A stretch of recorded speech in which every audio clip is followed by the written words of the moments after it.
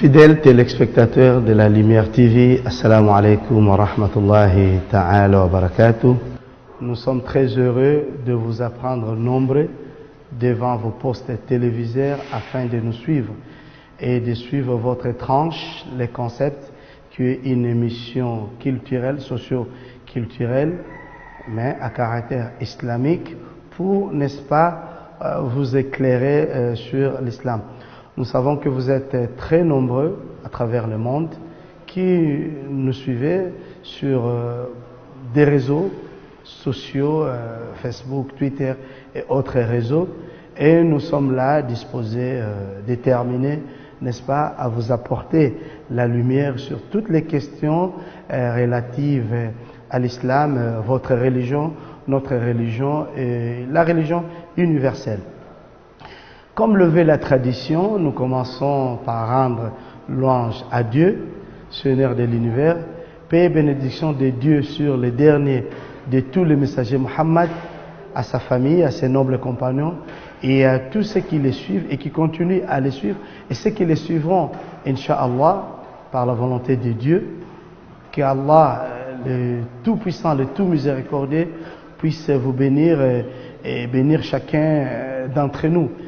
Ceci, votre émission, les concepts, est là pour vous répondre aux préjugés, aux accusations contre l'islam.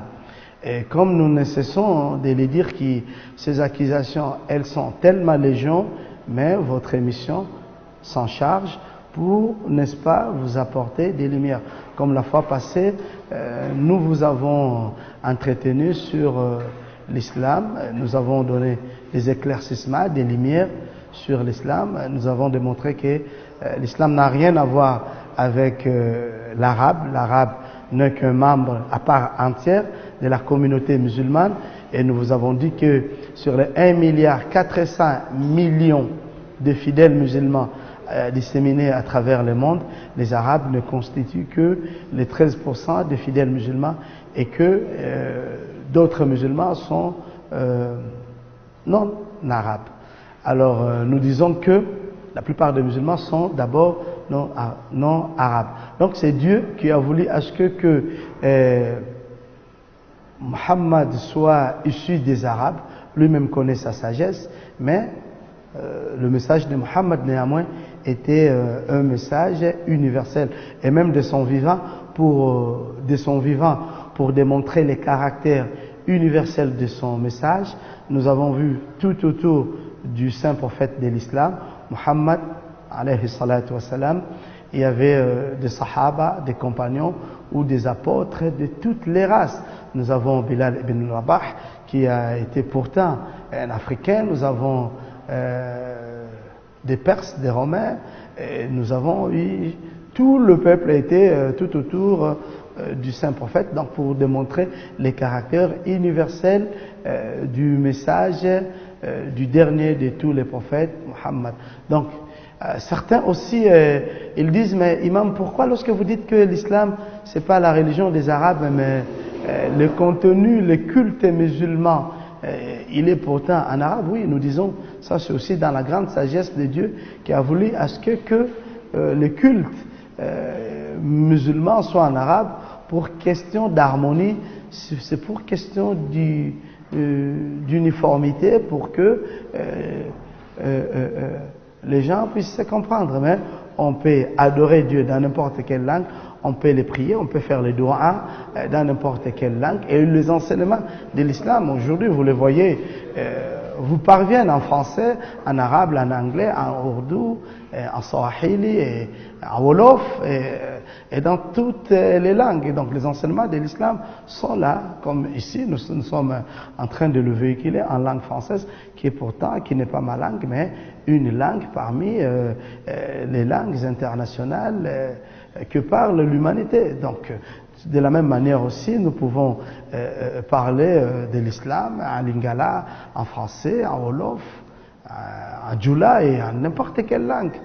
un persan et puis pourquoi pas aussi un arabe. Donc ne voyez pas, surtout que l'islam, du fait que le saint prophète était arabe, nécessairement aussi la religion musulmane, elle est arabe. Non, rien d'arabe. Et d'ailleurs le saint prophète, pour démontrer, il a dit que les arabes n'ont pas de supériorité sur les noms arabes et les noms arabes n'ont pas la supériorité sur les arabes. Donc les critères de supériorité en islam résident dans la piété et dans la crainte de Dieu. Donc c'est ainsi, pour nous en islam, il n'y a pas la notion des élus ou des peuples de Dieu ou de peuples qui sont meilleurs par rapport aux autres.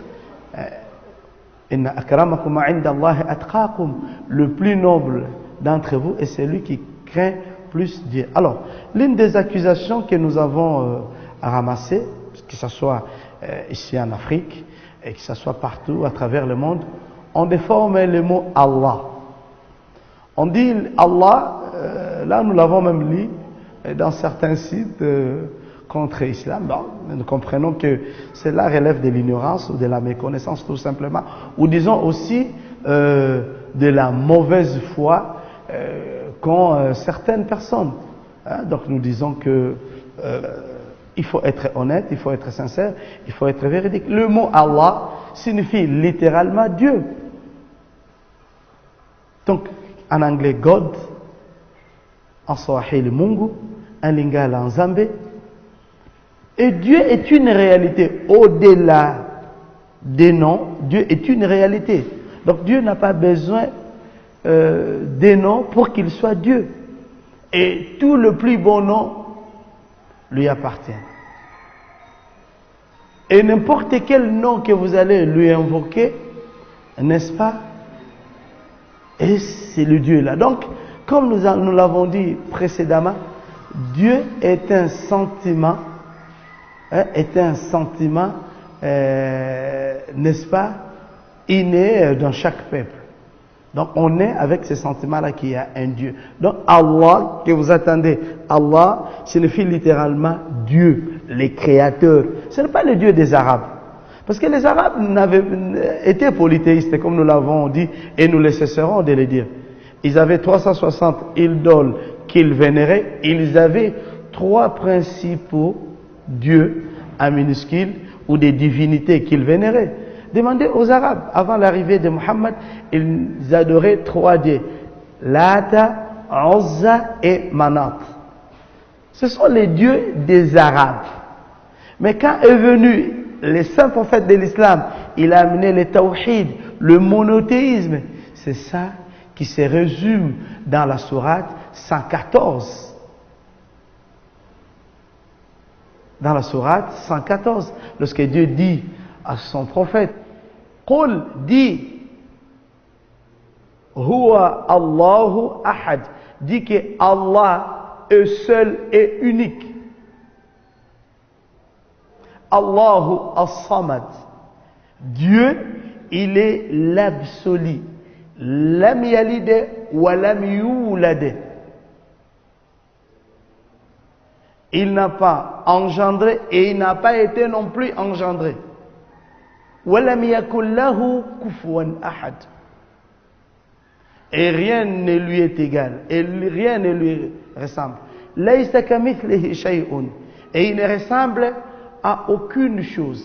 Et Dieu qu'a amené Muhammad, c'est le Dieu de toute l'humanité. Ce n'est pas le Dieu même des Arabes. C'est le Dieu qui a créé Muhammad, qui a créé Isa, qui a créé Moussa, et qui a créé les hommes, l'humanité, les planètes. Et toute la création est entre ses mains. C'est Allah. Donc Allah ne signifie pas Dieu des Arabes. Parce que ça nous étonne que les gens puissent dire ces monstruosités. Demandez maintenant aux non-arabes qui habitent le Moyen-Orient. Les Libanais, les Syriens, les Iraniens, les Égyptiens, qui sont non-musulmans. Ils appellent le Dieu Allah. Maintenant, nous allons dire que les chrétiens arabes adore quel Dieu? Les conciles du Vatican a reconnu dans des textes. Cherchez ces textes. Il est sur Internet, il est partout. Le Vatican, la plus grande institution catholique au monde.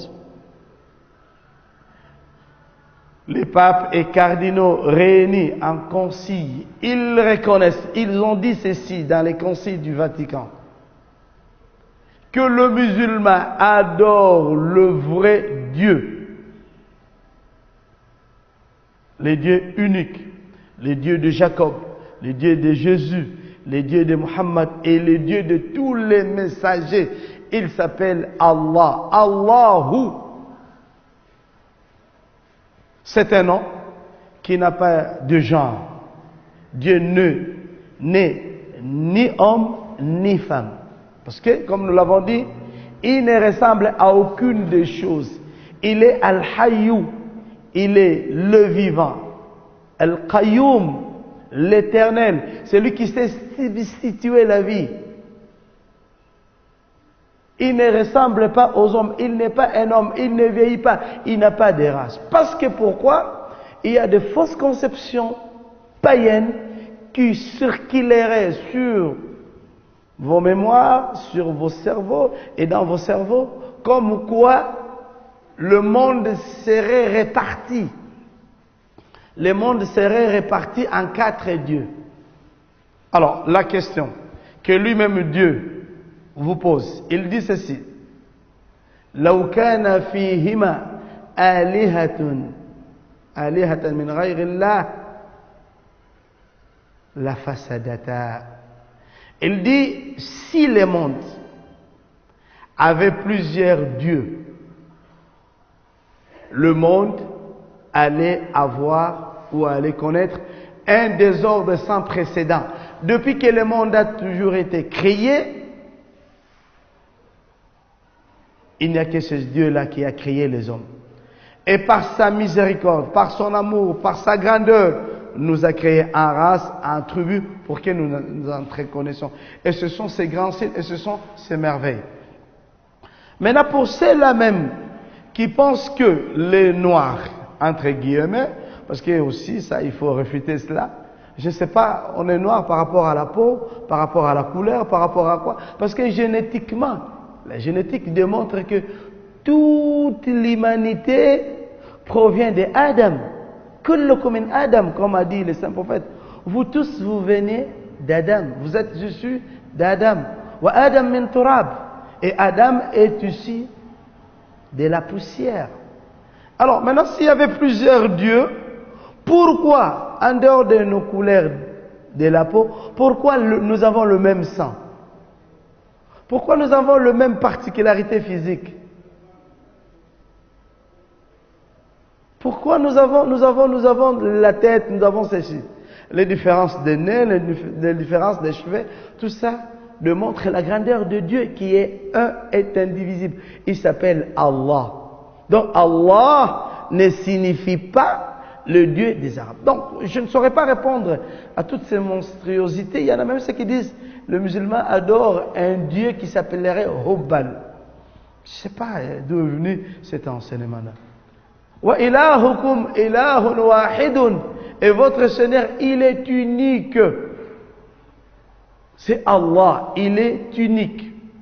Mais chez nous, ici en Afrique, il y a des gens, par rapport aux injustices que vivent les Africains ou subissent les Africains, ils cherchent, ils sont à la recherche d'un Dieu noir qui va répondre à leurs aspirations, à leurs besoins. C'est ainsi que nous voyons aujourd'hui des églises dites des Noirs. Mais si Allah était le Dieu des Noirs ou de Blancs ou de n'importe quelle race, pourquoi aujourd'hui Allah, qu'on accuse injustement qu'il est le Dieu des Arabes, mais pourquoi aux États-Unis beaucoup de Noirs se sont convertis en islam et le continent africain, il y a un nombre très élevé de musulmans et le musulman continue à se convertir. Vous savez, c'est parce que Dieu là, il est en train de démontrer qu'il est vérité, il est unique. Ce n'est pas croire que Allah, c'est le Dieu des Arabes, c'est faux. Il n'y a qu'un seul Dieu. Donc arrêtez vos préjugés qui ne sont pas vrais et qui n'émanent pas de l'islam. L'islam, il dit qu'Allah s'appelle Allah. Donc le mot Allah signifie tout simplement Dieu. Littéralement, ça signifie Dieu. Et c'est un mot qui n'a pas de genre. Donc Allah n'est pas un Dieu féminin ou un Dieu masculin. Donc parce que lui, il n'a pas de sexe d'abord. C'est ainsi, vous allez voir, très chers frères, l'islam et le musulman s'attardent et cherchent à parfaire ou à perfectionner, n'est-ce pas, leur connaissance sur Dieu. La première des choses que Dieu a commencé pour son prophète, c'est de lui instruire. Et quand son prophète, de dire Arifuni, il a dit à son prophète Arifuni qabla an ta'buduni, connaissez-moi avant de m'adorer. Donc lorsqu'on ne connaît pas Dieu, on tape à côté. On dit il y a les dieux des Noirs. Chez nous en Afrique ici, des religions entre guillemets ou des courants philosophico religieux cherchent à tout prix à dire qu'il y aurait des dieux des Noirs, les dieux des Arabes. Allah serait le Dieu des Arabes. Il y a les dieux des Asiatiques. Donc ils ont réparti, avec ignorance bien sûr, que non, le monde serait avec d'autres dieux. Non, il n'y a qu'un seul vrai Dieu. Plus loin encore, vous allez voir en Afrique, dans notre continent, lorsque les gens cherchent à définir Dieu, ils ne le comparent pas à l'homme, bien que leurs conceptions parfois qui sont erronées. C'est ainsi Dieu lui-même a envoyé des messagers, des prophètes. Et il s'est révélé lui-même à travers ses attributs. Huwa Allahu alladhi la ilaha illa huwa. Il est ce Dieu-là, il n'y a pas d'autre divinité en dehors de lui. Il est Ar-Rahman, il est le miséricordieux, l'un de ses attributs. Ar-Rahim, le tout miséricordieux. Al-Malik, le souverain. Il a plusieurs attributs. Et l'islam lui attribue 99 attributs pour démontrer seulement sa grandeur incommensurable. Et ce Dieu-là, Allah, c'est seulement un langage. Mais au-delà de ce langage-là, il est là, il est vivant, il nous voit, et c'est lui qui nous donne la vie. Dire que c'est le Dieu des Arabes, mais tous les Arabes, forcément, ne sont pas musulmans. Est-ce que dans les pays arabes, il n'y a pas des Arabes chrétiens? Il y en a. Est-ce qu'il n'y a pas des églises? Mais entrez, vous qui êtes chercheurs, entrez dans une église copte, dans une église, je ne sais pas, de n'importe quelle confession religieuse, chrétienne. Allez en Égypte, entrez dans n'importe quelle confession religieuse chrétienne, demandez-le. Comment vous vous appelez Dieu? Ils vont vous dire Allah. Une fois j'ai été en Égypte, un ami égyptien non musulman dit Allah ya'atik al-afia, qu'Allah vous accorde la parfaite santé. Ah, j'ai dit anta kaman tqul Allah ya'tini afia, toi aussi tu dis que Allah me donne la bonne santé. Il dit taba'an, certainement. Allahu wahid, yani ilahuna wa ilahukum wahid. Notre Dieu et votre Dieu est un. Il n'y a pas d'autre. Donc, pour ceux-là qui penseraient qu'il y aurait d'autres dieux en dehors de Dieu, donc il est un, et il s'appelle Allah, il s'appelle Dieu, il s'appelle God, il s'appelle Mungu, il s'appelle tout, c'est celui-là que le musulman adore. Donc, dire que le musulman adore un autre Dieu en dehors de Dieu, c'est faux. Et dire aussi que le musulman adore Allah, Allah serait le Dieu des Arabes, non. Les Arabes étaient polythéistes avant l'arrivée de Muhammad, mais lorsque Muhammad alayhi salatu wassalam est arrivé, les Arabes, n'est-ce pas, ont commencé à adorer le seul vrai Dieu qui s'appelle Allah. Donc, comprenez que, très chers frères, ces accusations, parfois, que vous le faites délibérément pour égarer les gens du droit chemin, sachez bien que Dieu aussi va vous égarer. Et votre discours, d'abord, il ne tiendra pas debout. Il ne tiendra pas debout.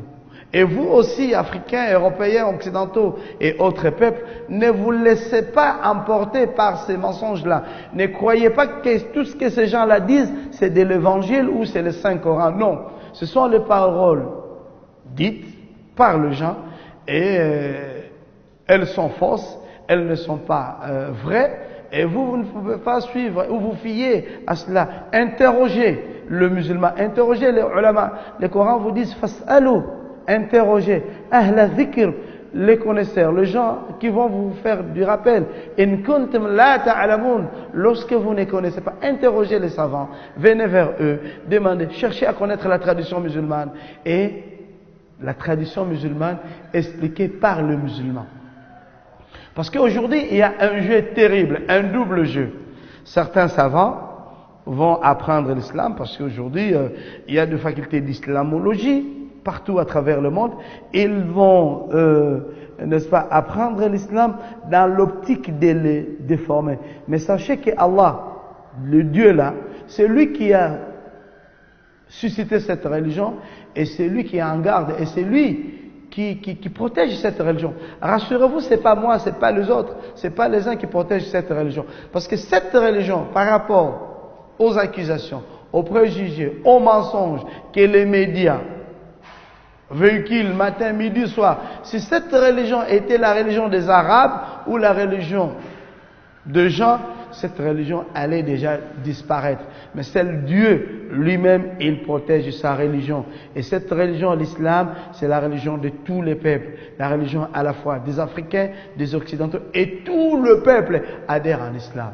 Vous voyez les Chinois musulmans, vous voyez les Arabes musulmans, vous voyez les Africains musulmans. Moi qui vous parle, regardez-moi. Comment nous avons connu l'islam? Nous avons connu l'islam à travers les enseignements. Il faut apprendre. Et apprendre chez les musulmans. Venez. Je vous ai donné une fois un exemple. En Australie, le musulman avait ouvert les portes des mosquées pour dire aux gens, entrez. Venez voir les mosquées. Venez voir les enseignements de l'islam. Posez-nous toutes les questions sur l'islam et nous allons vous répondre. Mais les gens, entre guillemets, restent toujours dans les préjugés. Et surtout, un jeu terrible que jouent les détracteurs de l'islam, c'est de faire croire aux gens que nécessairement l'islam c'est le fanatisme, l'islam c'est de l'obscurantisme. Et lorsqu'un musulman, un savant musulman, défend sa religion, qu'il est menteur. Maintenant, si les Saint-Coran ne vous suffisent pas comme preuve, les hadiths du Saint-Prophète de l'islam, Muhammad, ne vous suffisent pas comme preuve, et que les enseignements de l'islam ne vous suffisent pas comme preuve, les ulémas, les connaisseurs de l'islam ne vous suffisent pas comme preuve, que voulez-vous? Al-haqqu yajibu an yuqala. La vérité doit être dite. Et c'est ce que nous sommes en train de dire. Et la vérité, même si vous voulez l'étouffer, Allah lui-même, il est vérité. Il va faire parvenir sa vérité, n'en déplaise aux ennemis de l'islam. Votre émission, Le Préjugé, elle est là pour répondre, n'est-ce pas? Nous allons commencer à prendre mollo mollo ces accusations-là et les répondre. Je sais qu'il y a d'autres aussi qui vous ont déjà répondu et qui continuent à répondre. Et nous disons aux détracteurs, si vous accusez, nous n'allons pas vous accuser injustement. Mais nous allons démontrer, c'est ainsi, nous, par les moyens pacifiques, nous démontrons et nous justifions notre religion à travers les Saint-Coran, à travers les évangiles de Jésus, à travers tous les livres sacrés et à travers aussi l'histoire et à travers aussi les peuples. Donc, un conseil d'amis entre nous et vous, c'est de ne pas assimiler l'islam au comportement des individus. Lorsqu'un individu musulman commet un acte qui ne vous a pas plu, n'accusez pas l'islam injustement. Et la religion, pour les Occidentaux, nous disons, c'est votre religion aussi. Parce que il s'est créé un fossé terrible entre l'Occident et l'islam. Pourtant, l'islam est la mère des civilisations. Et l'islam a des leçons à donner à toutes les civilisations parce qu'elle est la mère des civilisations. Donc Dieu, Allah, il est le même, l'unique. Il n'est pas le Dieu des Arabes. Les dieux des Arabes, c'est les Lata, les Uzza et les Manat. Et c'est là, c'est déjà passé. Et qu'aujourd'hui, le musulman arabe adore, n'est-ce pas, le seul vrai Dieu, les dieux d'Adam, les dieux de Mohammed, les dieux de Jésus et les dieux de tous les messages. Et nous vous remercions avec le même plaisir et à la prochaine occasion. Et n'hésitez pas à nous envoyer vos suggestions, vos remarques et vos questions. Wassalamu alaikum wa rahmatullahi ta'ala wa barakatuh. Ah, ah, ah, ah, ah, ah, ah.